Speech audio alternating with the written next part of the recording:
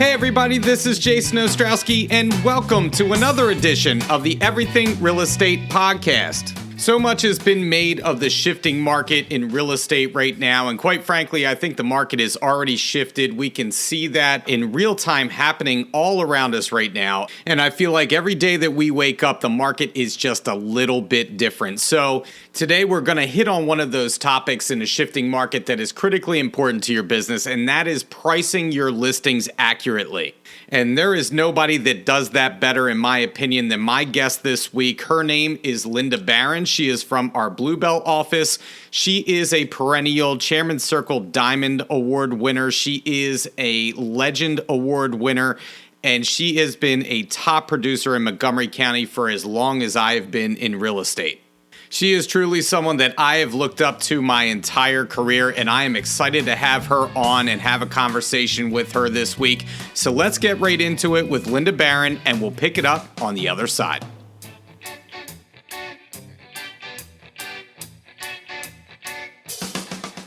Now, my guest is Linda Barron today. Many of you may know Linda if you are in Montgomery County. And I'm going to embarrass her more by saying she is an icon in real estate in Montgomery County. But one of my first jobs in real estate was being the assistant to the assistant of Linda Barron. So I was now my wife's assistant.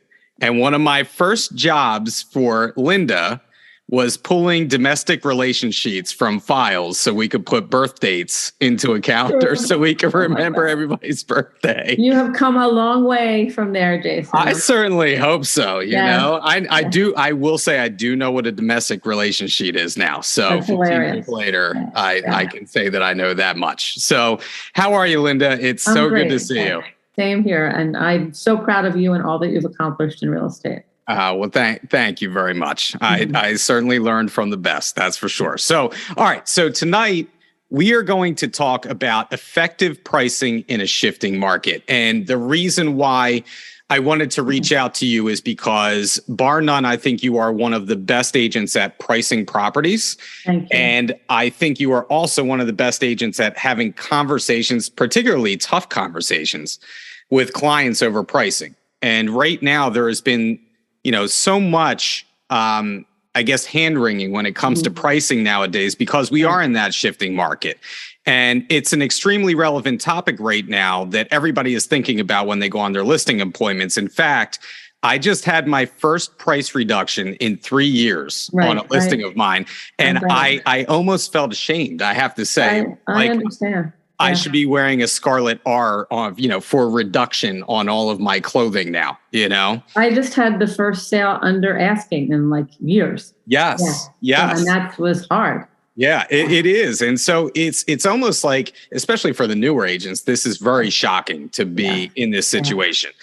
So now that the market is shifting, and it may have already shifted, I think we can kind of agree to that. We know that through the data. My first question to you is, how has the shifting market changed the conversation, if at all, when you go on a listing appointment with your potential clients regarding the price of the home? I think it's changed it tremendously because sellers have been seeing these increasing prices for the last 2 years. And they're thinking now, they're seeing all the media, reading that, the housing market has changed, but in their own reality, they're still wanting more. And so the problem is they're looking at what other people received in price in the last 2 years and thinking they're going to get these prices. And so the hard conversation is that buyers are more discerning right now. That now more than ever, if you don't price to the market to what it would appraise for, rather than some number picked out of the air, you're going to tend to have not only less offers, but you might not get your full price. Before, it might have been, instead of 10 offers, you were only going to get 5 if you overpriced it, right? Now you might not get an offer at asking. And if you miss that first few days, you lose all the leverage that sellers still may have in this market. Because I do think in certain pockets, sellers still do have leverage. But it's more important than ever to get it right off the bat. And I want to follow up with you on that, because that actually leads me right into my next question, because you had mentioned in certain pockets, right? So when you go out to a property, and some nuance to the answer that you just gave, do you have a different conversation depending on what style of home it is with your clients. So for instance, a townhome or a condo, as opposed to a single family home that still is selling pretty well in certain neighborhoods right now. Do you have, or a luxury property, because you do a lot of luxury, is that a different conversation based on the style of home? Completely based on the style, and more importantly, even based on the location. Because I always look at how much inventory there is. So you can look at one spot which has nothing on the market within, I do parameters. I try my best to price a property when I'm with the clients right off the bat at the listing appointment. I find that sellers don't have the patience to wait. Now, if it's a unique property, I can't do that. But if I get a lot of information in advance from the sellers before I go, is it a finished basement? How old are the systems? How updated is it?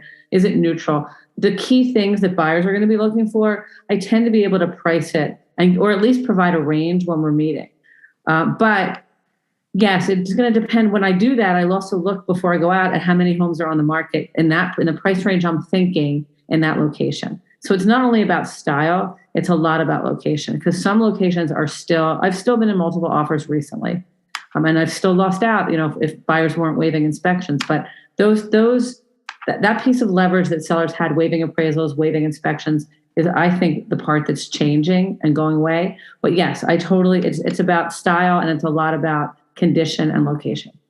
Well, you mentioned competition, and obviously there's going to be more competition now than there has been before. And, I would tell my clients when I would go out and talk about pricing, there is no danger right now in underpricing, because if you underprice it, we're going to get a billion offers and price is going to jump, that much further. But there is still always a danger of overpricing. But like you had mentioned, you might end up with 5 offers as opposed to 10 offers. Right. Now, the hardest conversation which I've had recently with several different clients, but is, friends advising them, for example, like this market, if you want X amount, list it for 25,000 more and see what you get, because you might get it.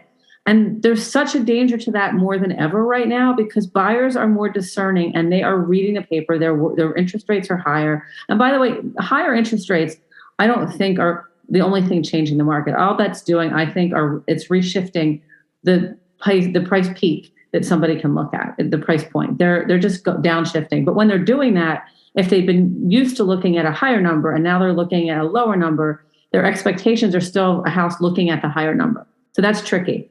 But sellers that are listening to advice of friends that say, just list it a little bit higher. The danger now is you're going to sit on the market, or God forbid, you're going to lower the price, and then you're going to lose all the leverage that you might have had. Yeah, I mean, and when I go out on listing appointments and we talk about, say, the coming soon period and why that's important, and talk about leverage, I mean, I can't think of a more important time to take advantage of every single day that is on the market. Right. Because you talk about leverage, and it is all about leverage in these situations. And these sellers think that, they can get a little more and they're going to push a little more. And I feel like it's just the wrong strategy at the wrong time. I am so opposed to that. And I will always say to my clients, I will price it wherever you want within reason. But my job is to tell you the truth and give you the best advice. And if you're hiring me because you want that advice, then you need to listen. If you don't want to listen, we're going to have to see how it plays out in the market. But I can't be responsible if we don't get a lot of showings, or we get a lot of showings and we don't sell it, because you've chosen to be at a higher number than you should be. And there's a huge danger. Sellers should not be looking at Zestimates and online estimates, because those tend to be wrong more than they're right. And I think that it's hard. The other piece is, and in this market, if a property has to appraise, if you pull out one anomaly, one house that got a really high price 6 months ago, and use that as your basis in that neighborhood, forget it. If nothing else is sold in that neighborhood at that number, it's almost better to look at where it started and come up with a compromise from there to where it sold. Because I have experienced recently appraisal issues, which we hadn't experienced, I don't think, because buyers were waiving appraisals. And I don't think they're doing that as much right now. They're nervous about the economy, and they're nervous about taking on something that is overvalued. So I think that appraisals are back, inspections are coming back, and you just can't pick one isolated house and say, oh, this got this, I have this, I want more. I have heard recently, I think it was in an Inman article, someone was quoted as saying that we're in a tornado market. And what they meant by that is that, I mean, tornado may be a bad analogy, but it's this narrow path where two homes that are across the street from each other, Right. totally comparable to one another. One may sell and one may sit. Right. And it's really hard to figure out what's what in this market right now, but we can all agree that pricing obviously correctly is really the name of the game right now. And there is just less leeway going on right now with what we're dealing with. So, okay, so pricing can be both an art and a science. I think we can agree. Yeah. Same as appraisals, right? Same thing. Right. It's supposed to be objective, but often becomes subjective. Right. And sometimes you have to go by feel as well as facts. So how do you interpret with both art and science where a home will sell price-wise right now in comparison to where the comps were, say, even a month ago? Do you price slightly above where the comps are? Do you price slightly below where the comps are? What do you think is going on right now? What's the best strategy, in terms of price? I mean, I'm not pricing above the comps for sure, because the comps, as I mentioned, had inflated numbers. So I'm looking at where those homes started, where they ended up, and a lot about, the features and benefits in each house. I think now more than ever, condition of the property, staging is it's always been important for me. I always believe that a house has to look as pristine and perfect as it can. And I'm now more than ever telling sellers that buyers are, again, more discerning. They're paying attention to the market, and now they want to spend less when they get in there. So it's got to still look great. And from a price standpoint, I never price, unless, of course, I say price. I never do. I still have to listen to what the seller wants. But my advice is never to put price over what the competition has been. And I sometimes want to be a little bit less.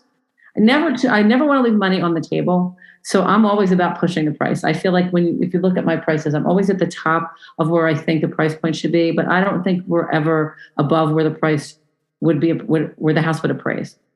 Do you think that staging has become much more important nowadays? We mentioned price and all that stuff, and I know you always do, but I'm just saying, I feel like it's becoming, there was a point in time where people used to take their own photographs of the property, right? And people started using professional photography, and like, wow, what a revelation. Right. And then, we had people that have always staged in some capacity, but now I feel like it's that next step in evolution of an agent that, you're offering staging with what you're doing. And that's what I do. I pay a stager. Yeah, me too. I provide an hour consultation that I pay for, and then they get a full presentation from that stager of what they should do. And it's like a roadmap for them to either do these things themselves, or they can hire the stager. That part is up to them, but it's more critical than ever, because you still want them to get the best price that they can. And, buyers are looking online first. And because there's going to be more competition at this point, you've got to stand out. So I think it's more important than ever. Yeah, and I was at an event recently, and Jared James was speaking and said that we were heading into a pros market.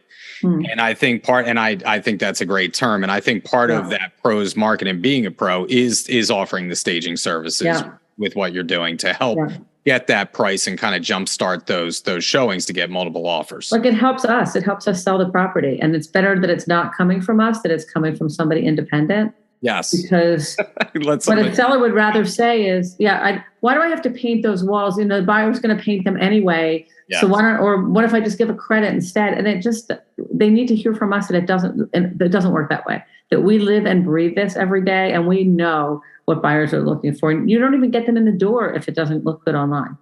Yeah, for sure. Absolutely. Because that is your first showing, right? And I tell sellers that all the time. Our first showing is online. Yeah. Where we go from here, your house is going to sell. It's a question of where it's going to sell based on what you want to do inside, to get those things right. All right. So do you feel like, along those lines, you had mentioned this before, that maybe there's a disconnect between our clients and what they're hearing happening in the market? Do you feel like sellers are becoming more savvy as to what's happening in the market, but just still refuse to accept, I guess, that there may be diminishing returns? We're not in some crazy atmosphere anymore in terms of where the market is. What do you see out there with your clients and what they expect right now? I don't know that they're becoming more savvy. I think that they're they're wishing they were in the market 6 months ago or a year ago, and they want that.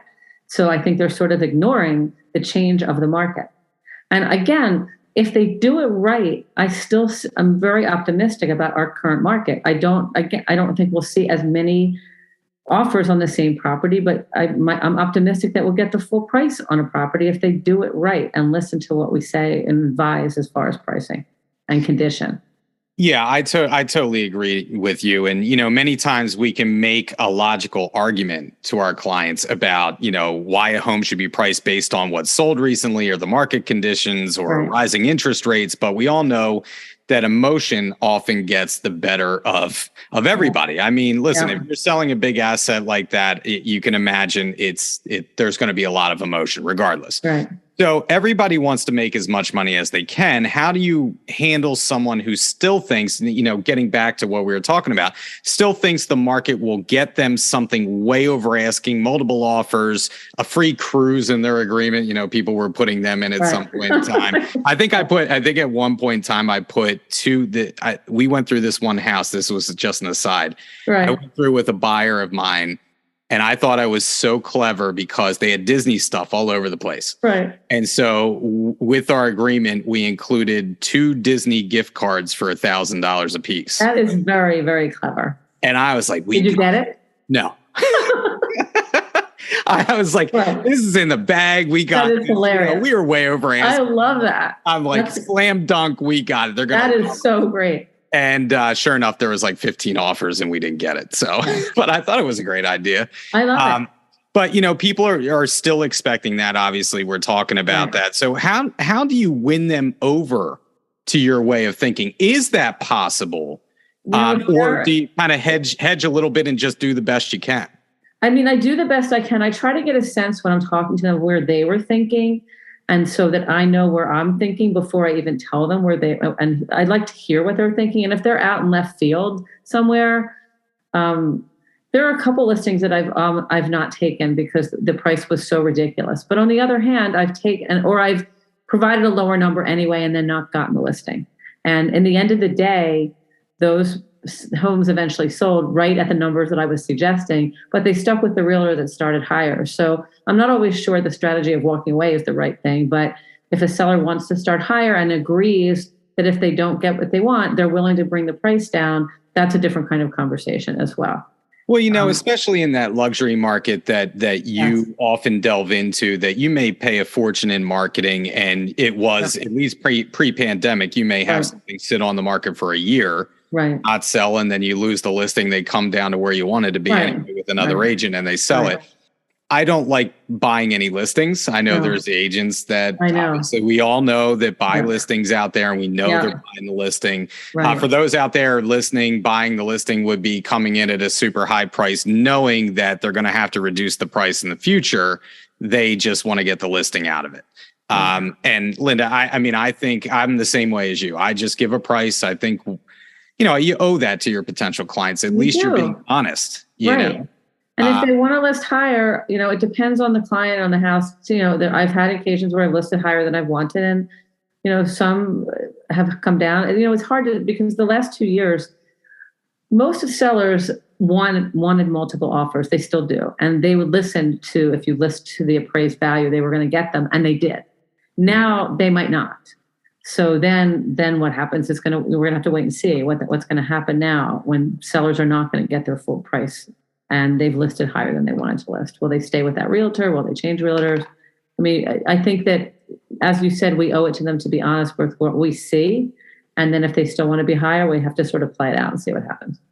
How are you approaching right now? Let's say you have a listing on that isn't selling, and you think you do need to do a price reduction, but before the rule of thumb was, well, let's give it 30 days and see how it does, and then we'll reduce from there.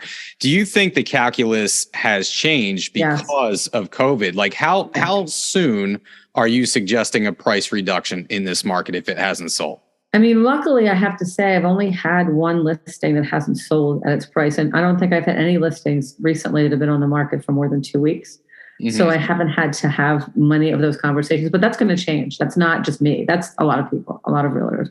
But I think that what I'm seeing right now is 14 days to 17 days, people are changing prices. And I anticipate that that's what we're going to still see for a while. Is if you wait 30 days, you don't want to be 30 days on the market even now. Isn't it funny how the psychology has changed? Yeah. Because, I agree with you. After 14 days, if we haven't sold it, it's probably time for a price reduction. Whereas before, like I mentioned, 30 days, and that didn't seem like any time at all. Like, I know. 30 days that's not a big deal, right?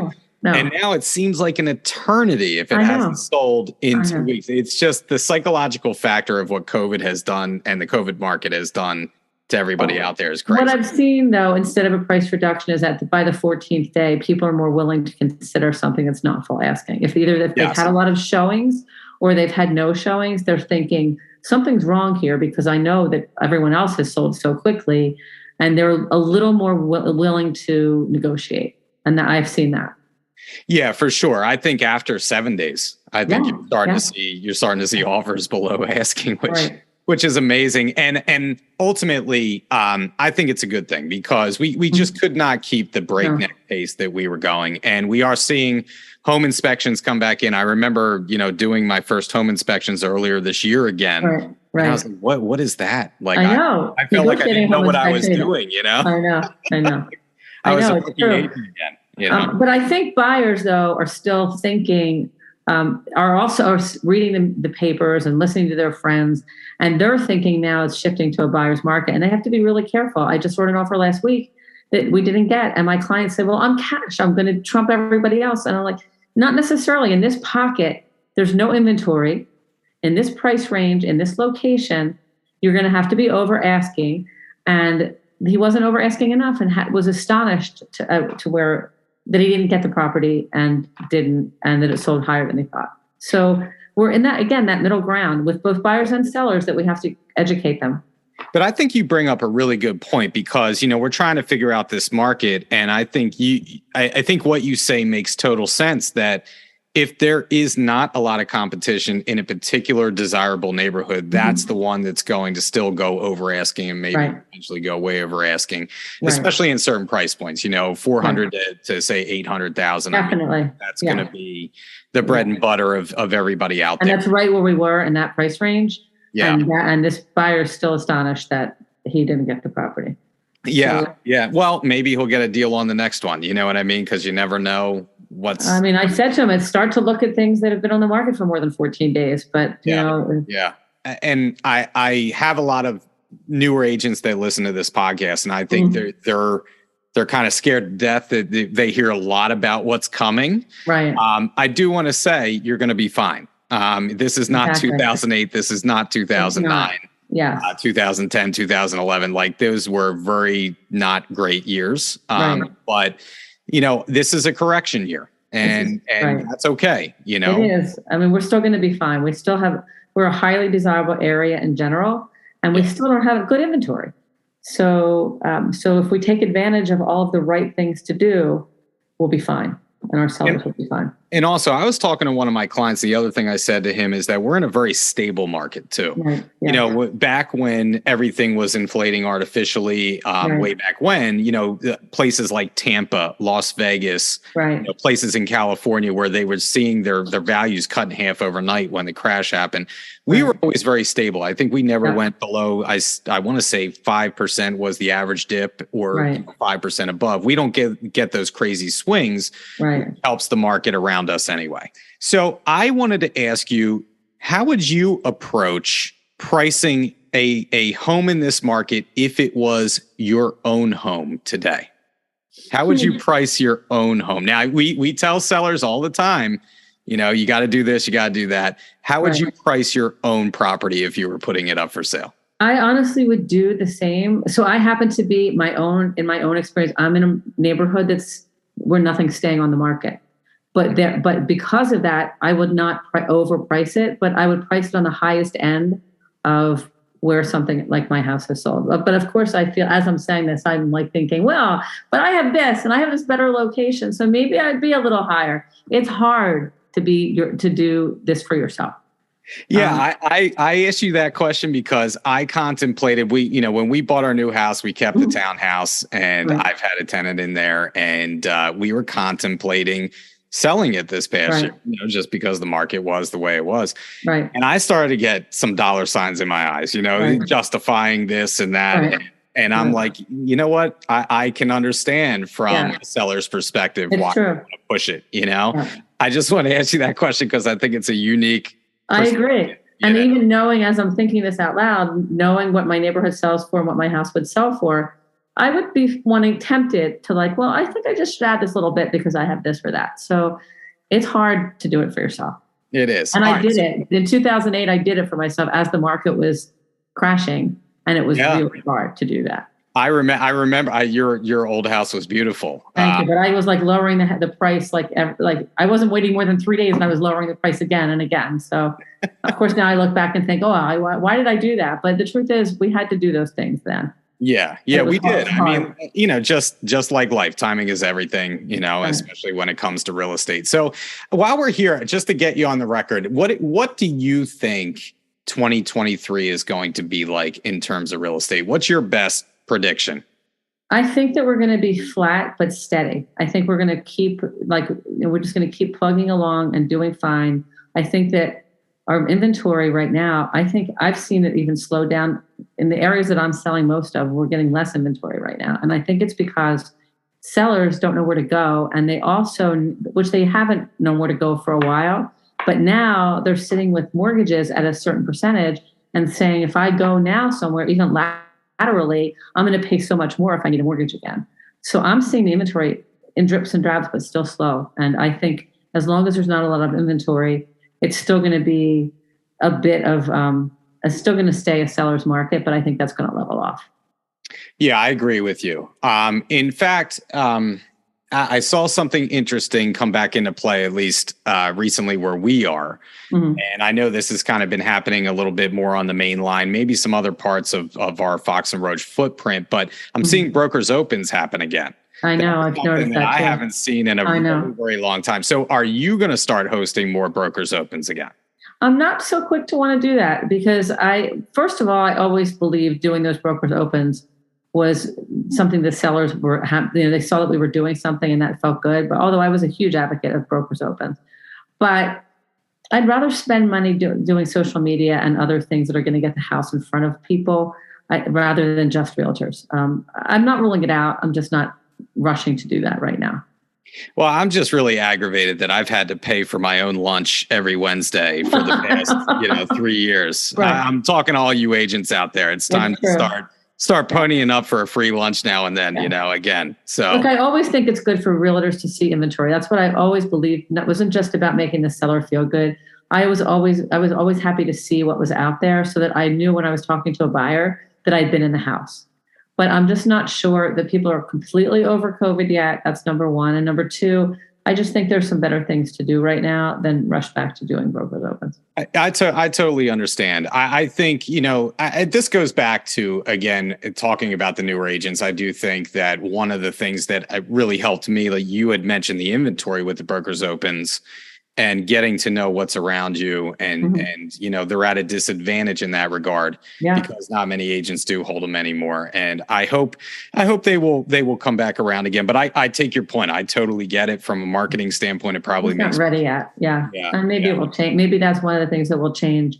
But because I'm saying that haven't had houses stay on the market long enough yet to worry about that. But I think if we're going to start to see that more, then I'm open to doing that again. Well, Linda, this is always enlightening every time that I get to talk to you. I am going to ask you one last question here. Okay. And this is a really tough question. So I just want to, I'm going to blindside you a little bit with this one.